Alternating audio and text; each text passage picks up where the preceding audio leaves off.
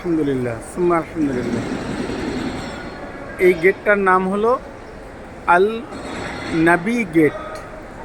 এখান থেকে শুরু এই গেটটা। এখানেও লেখা আছে, আমরা দেখতে পাচ্ছি আল নাবি গেট। ঠিক তেমনই এই লেখাটা আমরা যখন এখান থেকে তাকায় দেখব, এই জায়গাটাও লেখা আছে আল নাবি গেট। আসলে আল্লাহ রসুল সাল্লাল্লাহু আলাইহি ওয়াসাল্লামের বাসা ছিল হলো এই বরাবর, আর আল্লাহ রসুল সাল্লাল্লাহু আলাইহি ওয়াসাল্লাম ঠিক এই রাস্তা থেকে হেঁটে আসতেন।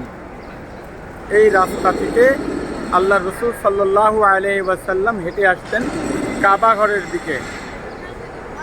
এসে উনি এই যে জায়গাটা দেখতে পাচ্ছেন, এখান থেকে শুরু একদম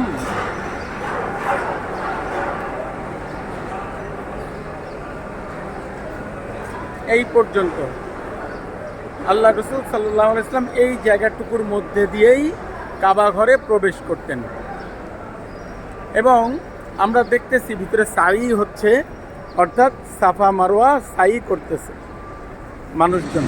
এবং এই সাফা এবং মারওয়ার মধ্যবর্তী স্থান প্রায় এটা।